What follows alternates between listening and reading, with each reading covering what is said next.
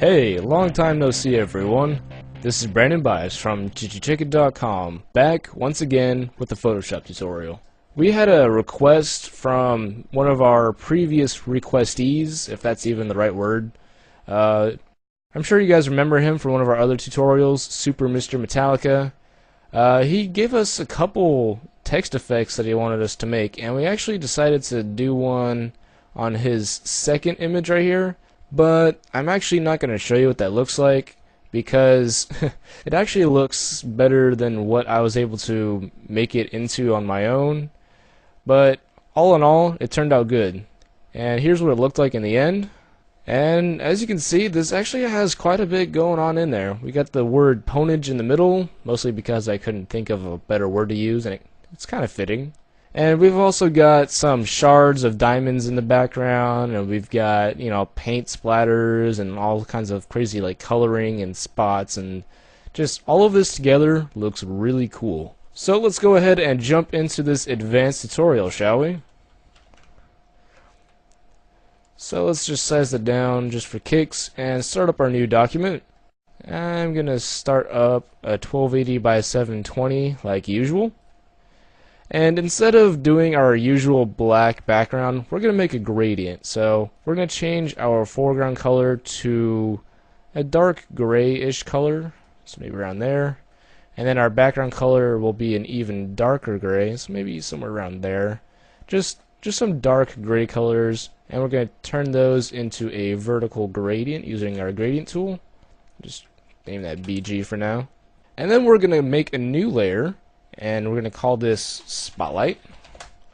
And then we're going to reset our foreground and background colors to white and black.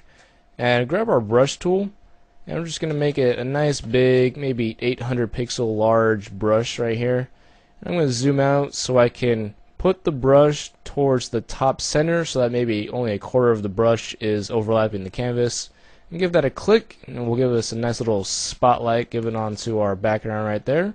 And we're going to make a new layer. We're just going to call this, we'll just call this a white light. And we're going to size down our brush to maybe 400 or 500 pixels or so. And just give that a little smack in the middle right there. And we're going to grab our move tool and transform our spotlight. And we're actually going to click and drag this bottom right corner out while holding Alt and Shift. I'm pretty sure that's Command and Option and Shift on a Mac, something along those lines. Just going to drag that out and bring this down to give that a little bit of a 3D look. Let's go ahead and drag these in holding Alt and Shift, maybe a little bit more down. And right there is actually looking okay. Okay, so we've got our two spotlights. Let's go ahead and add in our text. I'm just going to type in ponage. And if you want this font, I will definitely be putting a link in the description for you, because it's a pretty neat font and it's free, so why not use it, huh? Okay, so now that we've got our text typed out and it's in the center, let's go ahead and give it a little bit of a drop shadow. Let's just put this right there so we can see what we're doing. I'm gonna amp up the opacity to 100%, change the angle to 90 degrees, change the distance to 3 pixels and the size to 10 pixels.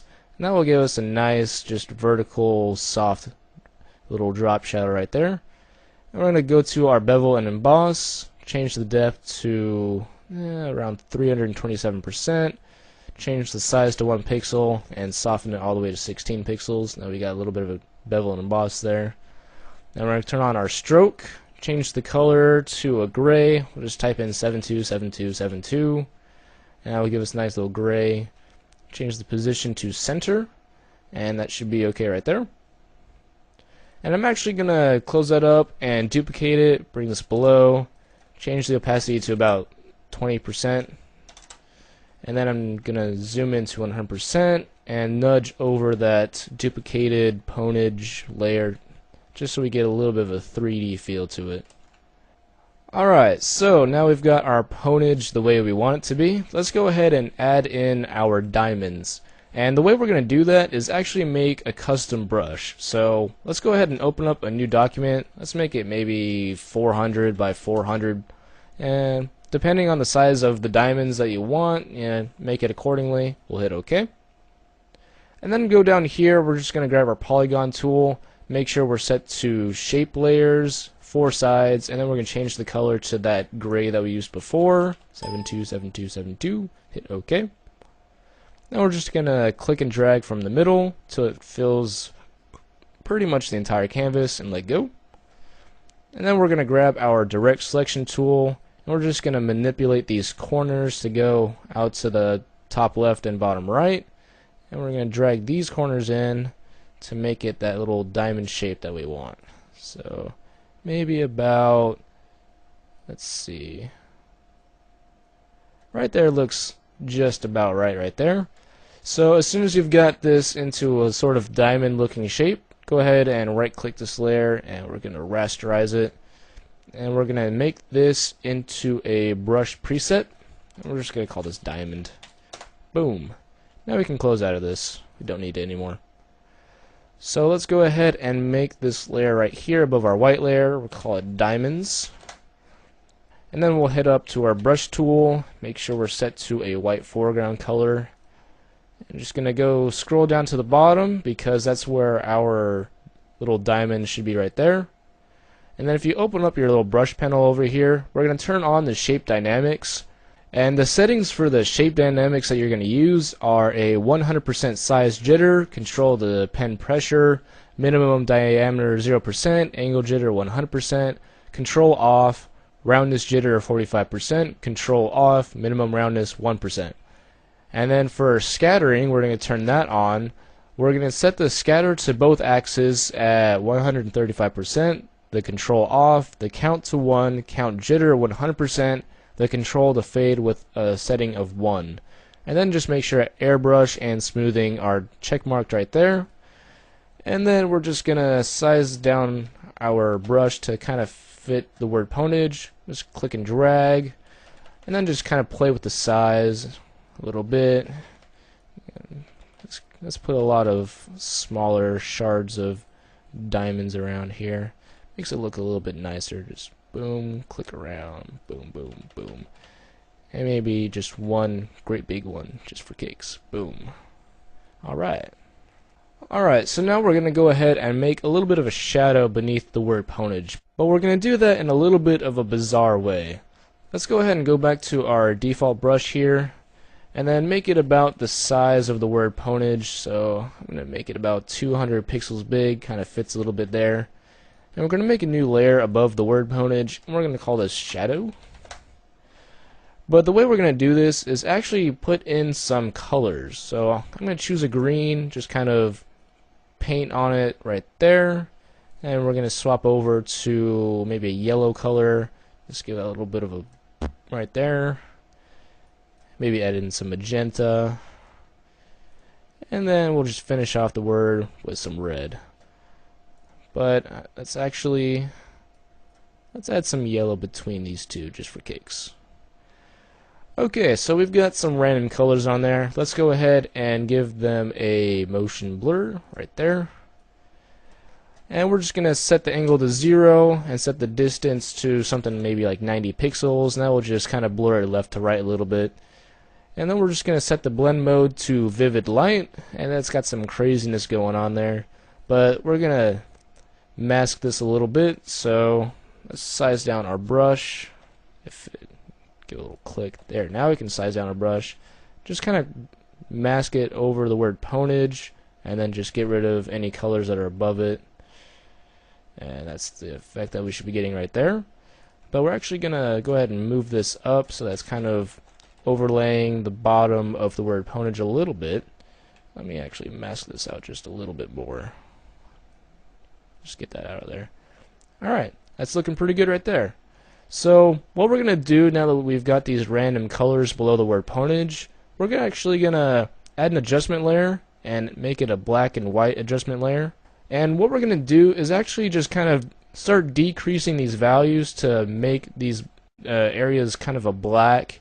But as you play with these, you'll notice that sometimes it'll get a little bit too black and sometimes not black enough. You kind of want the shards to show through a little bit.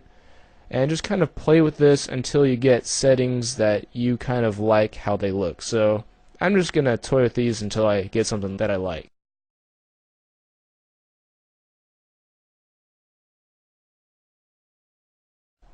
Okay, so I'm kind of liking how that looks. Granted, it's a little bit choppy here and there, but that's okay. I can always, redo the effect if I don't end up liking how it looks in the end. So let's go ahead and just close this up, and we're actually going to add the actual coloring on the word ponage real fast. Let's make a new layer, and we'll call it color. Bam. And then let's grab our brush again. Let's size it up a little bit more to about maybe 300 pixels. I'm going to grab, let's try a light blue, kind of give it a little right there. And let's see, what else should we do? Let's go to another magenta, paint that in, bring in our yellows again, and then finish it off with a nice solid orange. Boom. Then we'll just change this blend mode to color, and it looks pretty decent right there actually. Not too bad. But in any case, I need to blur this a little bit, so let's go give it a little bit of a Gaussian blur.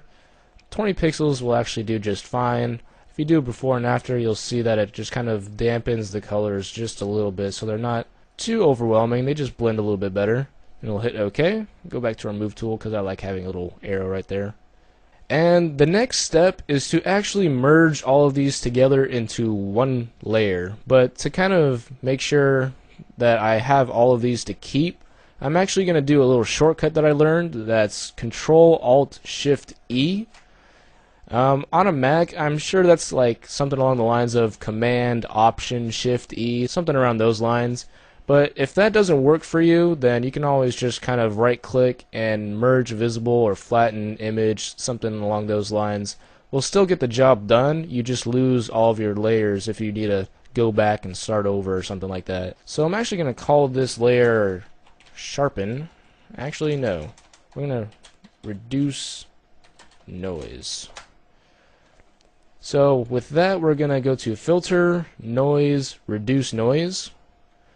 And these are the settings you're going to use. We're going to use a strength of 10, preserve details 100%, reduce the color noise by 15%, sharpen the details by 60%, and remove JPEG artifacts. And we'll just hit OK, and then we'll sharpen things up a little bit, make them a little bit more interesting. And then we're going to duplicate this layer twice. We're going to turn this layer off and go to this layer. We're going to call this blur, because we're actually going to go to filter, blur, motion blur. We're going to set the angle to 90 degrees and the distance to 17 pixels, and we'll hit OK. And we'll set that to, let's see, I believe it's hard light that we need to set this to. There we go. And that just adds a little bit of contrast as well as that nice little motion blur effect to make it look a little bit more interesting. And then this layer we're going to turn back on, and we're going to call this sketch. And with that, we're going to go to, actually before we do anything, we need to make sure our colors in the bottom left hand corner are set to white as your foreground color and black as your foreground color. Otherwise you're going to end up with something that looks really weird. So anyway, making sure you've got those colors, we're going to go to filter, sketch, reticulation. And as soon as that's up, you can see we've got this interesting effect going on here. Just make sure your density is set to 50, your foreground to 0, your background to 5, and this is the general effect that you should get. And we'll hit OK. And then we're just going to set that to color dodge. And that should be it for that layer. Let's go ahead and add in our paintbrush.